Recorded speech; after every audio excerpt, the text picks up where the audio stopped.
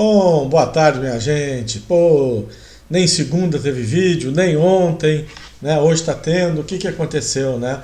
Aconteceu que Pelotas entrou em lockdown, apesar de ter feito um monte de fake news no Brasil inteiro. Não sei que palhaçada foi essa que fizeram, tá certo? Mas teve um monte de fake news. Aí que teve toque de recolher, que teve sirene, tudo bobagem, tá certo? Tudo besteira. Teve uma ação contra o lockdown? Sim, teve uma ação contra, porém esta ação contra acabou em que simplesmente se liberou o ir e vir das pessoas, né? Eu poderia sair da minha casa, ir até a casa da minha filha ou do meu filho, sem problema, porque eu não poderia ficar na rua andando, sentado, parado e na praça. Mas foi só isso. Mas com isso eu vim trabalhar em casa, né? Trouxe meu equipamento para casa e tal. O que aconteceu? Na segunda-feira eu não gravei, meu computador não estava muito bom, estava com o notebook, coloquei ali no Instagram até, e não estava muito bom. E foi ontem ele travou, parou completamente. Você levar hoje, né? Hoje abriu novamente o comércio, a partir de ontem ao meio-dia já abriu, mas praticamente ninguém funcionou ontem. Hoje de manhã, né, das 10 às 16 horas a gente tem acesso ao comércio. Eu levei meu computador para arrumar e fui no escritório e peguei alguma coisa de lá e trouxe para cá. Então também que improvisado aqui, também não quero ficar circulando aí com essa situação. Essa semana eu vou permanecer aqui aqui em casa, ainda aí meio improvisado. Aí vamos ver se amanhã eu consigo fazer aí uma transmissão com o Bo Williams aí, que não fique muito escuro aqui para nós, tá certo? Bom, vamos focar aqui no que a gente estava com saudade de ver, né? Era o... Opa, apertei errado aqui. Tá certo agora tá certo. Apertei o botão errado, tá vendo? A gente muda tudo, mas tá bem, pelo menos tá tudo funcionando, tá tudo legal, tá tudo em ordem. Bom, aqui o nosso dólar, né? O que aconteceu? Venho mantendo aqui esse inside bar, está fazendo um baita sucesso aí, porque nós pegamos uma tendência de alto em tudo, né? E não, tá aí, ó, já praticamente bateu a máxima aqui, 5.494. Então tá bem, ficou bem próximo, né, de uma realização de 100%, aí ficou 40 pontos fora. Nossa, 40 pontos, pois é. Só que ele já andou sem susto nenhum, 264 pontos, né? Então é bem legal, né? Sem susto nenhum, uma tendência única, foi embora. Bem legal, né? Hoje é quarta, né? Esses últimos 3 dias, hoje que realmente ele fez essa volta aí. Milho não para, né? Opa lá, furou o teto lá. Furou o teto do meu gráfico, tá certo? Bom, esse é um gráfico não ajustado para a gente exatamente poder ver a diferença dos vencimentos. Se ele fosse ajustado, ele já era uma linha mais reta, mas o que era importante aqui era exatamente esse 55,97, topo máximo aqui de março, né? Março de 2002 de março. Então foi quando venceu o H, ele fez esse topo aqui, 55,97, devolveu tudo e agora está rompendo novamente. Pô, né, muita gente falou não vou entrar porque está muito esticado, né? Ontem até teve um PDF legal travando esse vencimento, e não, acho que foi em novembro até, mas enfim, porque o milho não vai ter que voltar. Não acredito que volte, né? Nominalmente eu não acredito que volte. Por quê? Porque a gente está enxergando aí uma situação bastante forte no milho, né? Vamos pôr o CC1000 aqui, tá? O que acontece aqui no CC1000? Olha que baita projeção linda, né? Já praticamente alcançou o 56,63, se romper vai lá no 59,66. É possível? É plausível? Para mim tá? Por que eu digo isso? Porque nós estamos da metade para o fim da colheita de safrinha. A oferta de milho é média, porque o que aconteceu? Né? Vamos pensar, vamos raciocinar aqui. O que a gente raciocina em relação a isto? Né? Caramba, apareceu um troço aqui. O que a gente relaciona qual que é? Você tem soja. Soja está valendo uma fortuna, né? Soja já está indo aí no porto aí 125, 130, estão falando em R$ 160 no final de setembro aqui em Porto Rio Grande. É uma pancada. Por quê? Porque não temos soja. Agora, soja a 120, 130 e o milho a 50 é uma diferença muito grande para uma referência sempre de 1,5 a 2. Então a gente pensar que se realmente essa soja vai subir tanto, pode levar o milho junto, tá certo? Outro fator que é importante imaginar é que porco, né, ou seja, o suíno e a ave estão sendo exportados com muita força. Boi batendo todos os recordes de exportação. Isso tudo consome milho, né? O boi menos, mas também consome muito milho. Pessoal que trabalha com milho sempre comenta: ave é milho de asas e porco, suíno, é milho de pernas, porque eles necessitam uma quantidade muito grande de milho para converter em carne, e o crescimento deles é muito rápido, então eles consomem muito. Não acho difícil um agricultor, né, um produtor que tenha soja e milho, ele não vendeu o milho, ele segurou o milho e vendeu a soja, porque está valendo muito. Com isso, ele está segurando o milho. E a gente tem tantos fatores daqui até o final do ano que podem implicar nesse milho, que a safra americana nem pesou. Hoje a gente saiu o USDA, né? Foi bastante interessante, porque veio um aumento tanto para a soja quanto para o milho de produção. Deixa eu ver se eu tiver este à mão aqui, eu já vou procurar meu... tentando me adaptar a tudo novamente, né? Eu acho que tem aqui. Se tiver aqui na mão, funcionando, a gente já vai abrir ele aqui, a gente já vai dar uma olhada e já comenta o que aconteceu, né? Tá?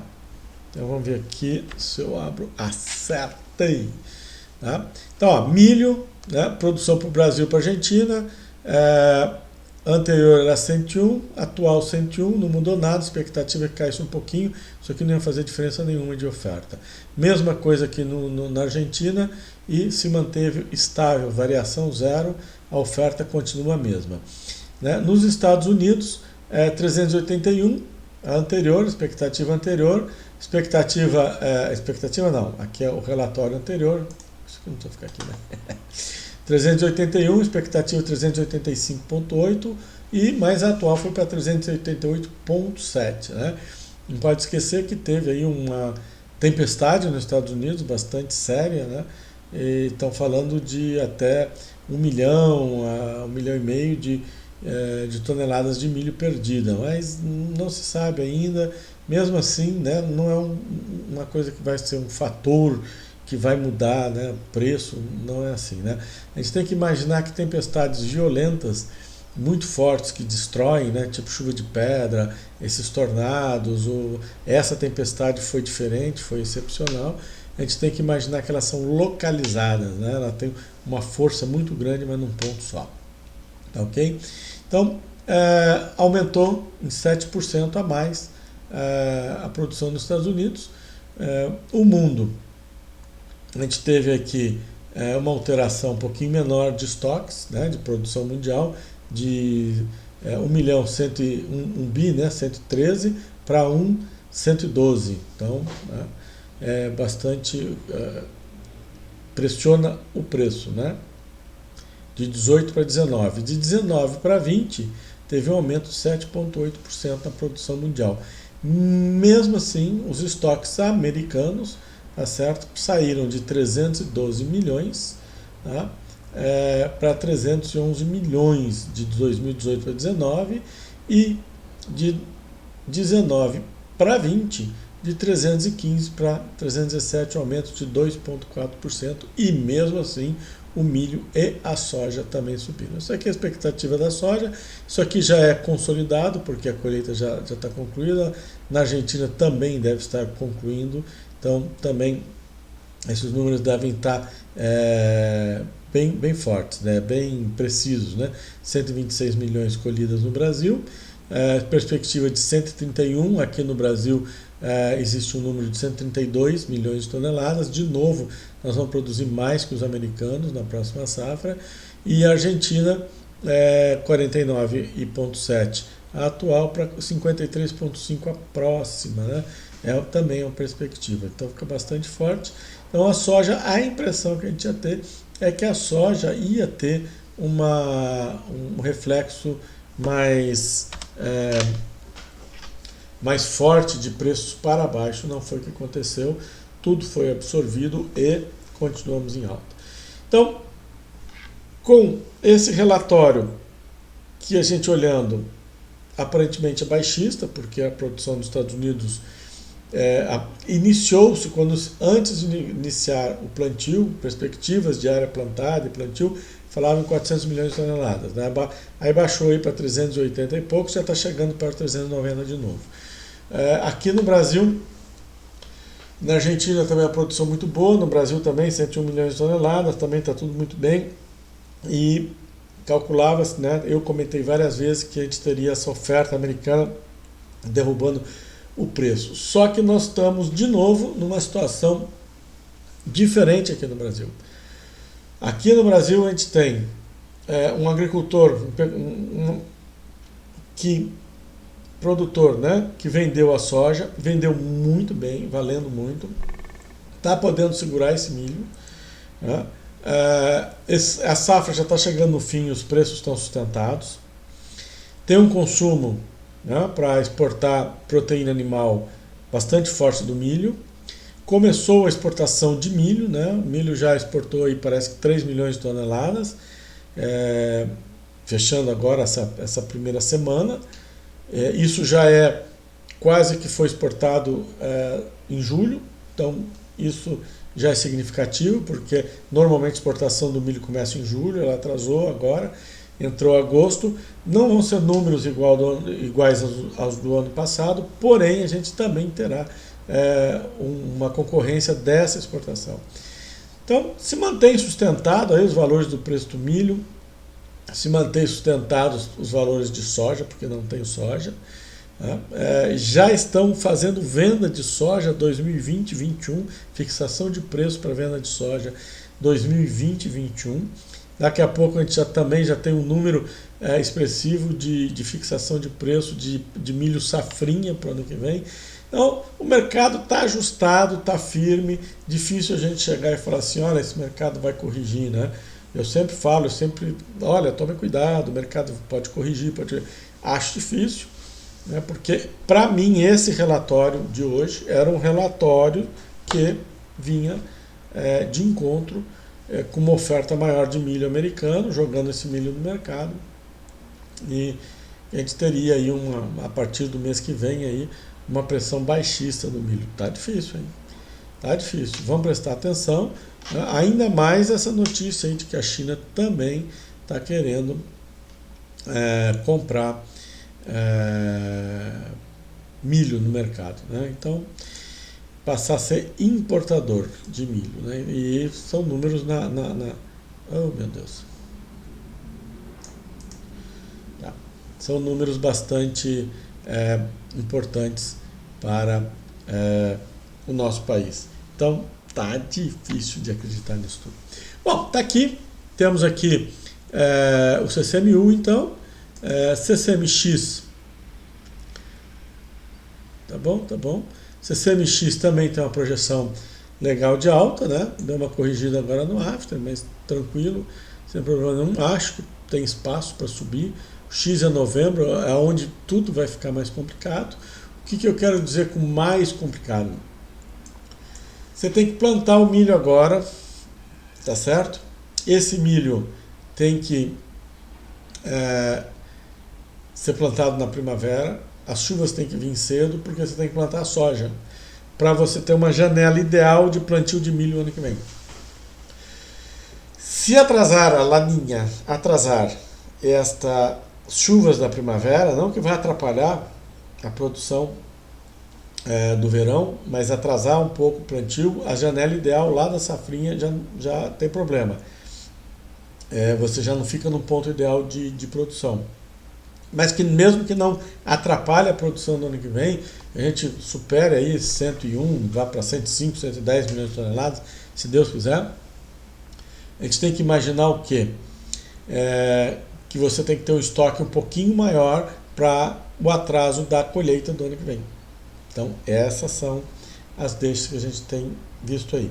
Outro fator que pode sustentar o preço do milho é a inflação no dólar, né? Ou seja, a gente tem um real mais valorizado, porém só porque o dólar desvalorizou perante as outras moedas, né?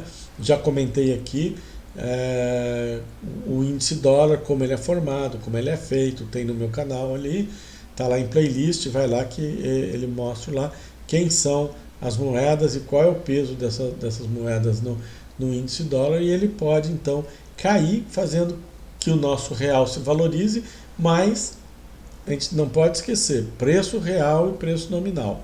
Então prestem atenção nisso.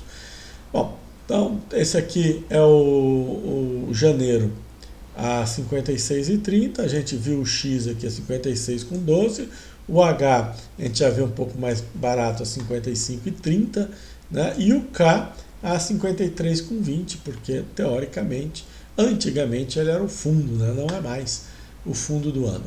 Boizinho futuro patinando um pouco, né? Boi deu uma patinada, mas eu acredito que se fechar essa semana com esse inside bar, teremos aí mais uma oportunidade boa, né, de compra para frente. 220 está aqui, 220 com 98, né? Muita gente comprando 223, 222, 221. Vai ficar assim, o boi é complicado, né? Boi tá meio de lado agora, você vê que a hora que ele anda de uma vez, aí aqui ó, ficou 2 semanas aqui, quase 4 semanas parado, nessa última aqui que ele subiu, então tem que ter um pouco de paciência. Mas está aqui ó, no diário, né, ainda nem encostou na média de 20, aqui foi uma oportunidade de compra, né, 2 oportunidades boas de compra, quando encosta no 20, vamos ver, ou ele volta no 20 para que a gente possa ter essa oportunidade de novamente fazer uma compra aqui, ou ele supera a de 9 aqui, vai embora e vamos junto, né? Vamos ficar prestando atenção no X também, ó, o X nem perdeu a média de 9. Mercado físico São Paulo bastante forte, de 225 até 230, depende se é mercado interno ou mercado externo, então tá bem tranquilo, ok? Falei bastante hoje, estava com saudade de falar, sempre que eu fico muito tempo sem falar essa situação, tá bem? Então vamos ver aí como é que fica isso, vamos ver que caminho que a gente toma daqui para frente, mas nominalmente para mim agora é tudo para cima. Difícil ter um espaço de queda aí, temos que ter algum fator realmente mais relevante aí para isso, né? Hoje os mercados mais pesados um pouco aqui no Brasil, dessa situação aí da equipe econômica, etc e tal, mas só deu mais força para nós, tá? Vou ficando hoje por aqui, amanhã a gente tem quinta-feira, tem Bo Williams, tá? Se correr tudo certo, às 5 horas aquele bate-papo de commodities com Bo Williams, né? Os meninos de ouro. Um ótimo final de tarde e até amanhã.